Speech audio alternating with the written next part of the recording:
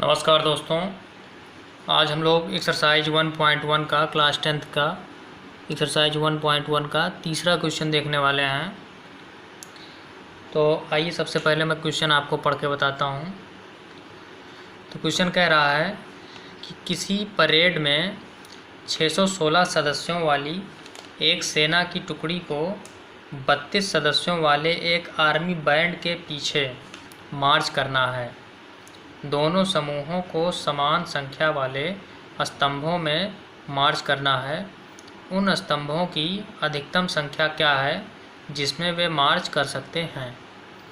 एक बार मैं फिर से रिपीट कर दे रहा हूँ कि किसी परेड में 616 सदस्यों वाली एक सेना की टुकड़ी को 32 सदस्यों वाले एक आर्मी बैंड के पीछे मार्च करना है। दोनों समूहों को समान संख्या वाले स्तंभों में मार्च करना है। उन स्तंभों की अधिकतम संख्या क्या है जिसमें वे मार्च कर सकते हैं। An army contingent of 616 members is to march behind an army band of 32 members in a parade. The two groups are to march in the same number of columns. What is the maximum number of the columns in which they can march? कुल मिला के हमें जो है स्तंभों की अधिकतम संख्या ज्ञात करनी है जिसमें वो लोग मार्च कर सकते हैं। तो हम यहाँ पे किस तरह से जो है ज्ञात करेंगे, तो इसको ज्ञात करने के लिए हम यूक्लिड डिवीज़न एल्गोरिथम का प्रयोग करेंगे। और 616 और 32 यहाँ पे दो नंबर दिए गए हैं, 616 और 32। इन दोनों संख्याओं का जो है अगर हम HCF फाइंड कर लेते हैं तो हम जो है स्तंभों की अधिकतम संख्या ज्ञात कर सकते हैं। मीन्स ये हुआ कि to find the maximum number of columns we have to find the HCF of 616 and 32। मतलब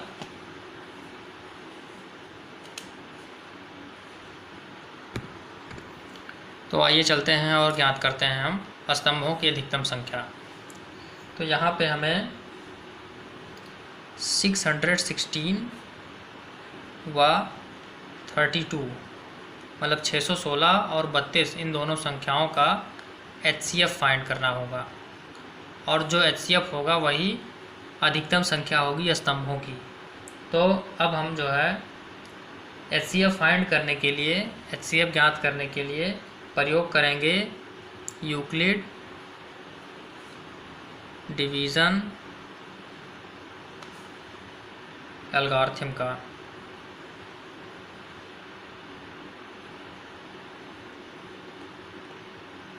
और इसकी सहायता से हम HCF फाइंड करेंगे। तो अब यहाँ पे देखिए 616 जो है वो बड़ा है किससे, 32 से। 616 इज़ ग्रेटर दैन 32। तो हम जो है 32 से भाग करेंगे, 32 से डिवाइड करेंगे किसको, 616 को। तो यहाँ पे अगर हम 32 एक कम ले जाएं, 32 बन जा तो आएगा 32। तो अब आइए माइनस करते हैं। तो यहाँ पे 9 में 2 गया तो बचा, सॉरी कैरी 11 में 2 गया 9, और यहाँ पे बचा 5 में 3 गया 2। अब इस 6 को यहाँ पे हम कॉपी कर लेंगे। अब 32 9 जा होता है 200, 32 9 जा होता है 288। यहाँ पे माइनस करेंगे तो हमें रिमाइंडर में प्राप्त होगा 8। तो 32 से डिवाइड करने पर 616 को जो है क्वोटेंट में आया 19 और रिमाइंडर में हमें प्राप्त हुआ है 8। अब अगर हम इसको यूक्लिड डिवीज़न एल्गोरिथम के फॉर्म में लिखते हैं तो यूक्लिड डिवीज़न एल्गोरिथम का जो फॉर्मेट होता है वो होता है A equal to BQ plus R होता है। तो अब आइए हम कंपेयर करते हैं इन सब की, किसकी वैल्यू क्या है। तो यहाँ पे A की वैल्यू क्या होगी, 616 होगी। तो A की जगह हो जाएगा 616 इक्वल टू B यहाँ पे क्या है, तो जिससे डिवाइड किया गया है वो B है, तो 32 हो गया आपका B। और क्यू क्या है, तो क्यू है आपका ये 19 क्यूटेंट, और प्लस रिमाइंडर कितना आया है, तो रिमाइंडर आया है 8। अब चूँकि r इक्वल टू 0 आना था, तो 0 यहाँ पे आया नहीं, जो r की वैल्यू आई है वो जो है 0 से बड़ी है, मतलब 8 इज़ ग्रेटर दैन 0। तो हम क्या करेंगे, तो एक बार फिर से हम डिवाइड करेंगे।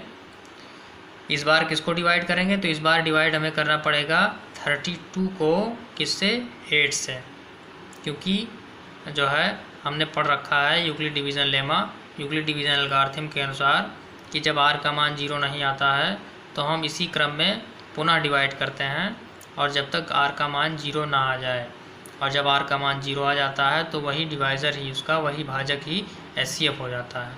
तो अब हम जो है एक बार फिर से डिवाइड करेंगे 8 से 32 को, तो यहाँ पे ये डायरेक्टली डिविजिबल हो रहा है। देखिए 8 4 जा 32, 8 चौक 32, और ये पूरा का पूरा कट जाएगा।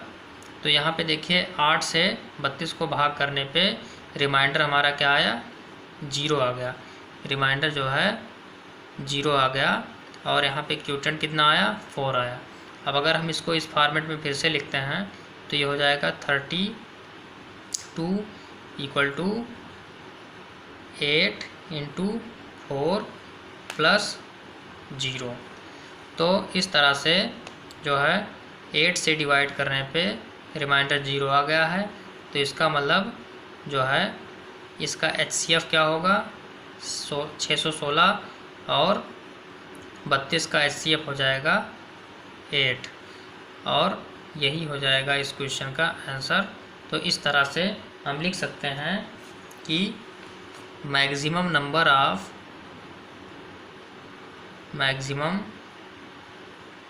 Numbers of columns is 8।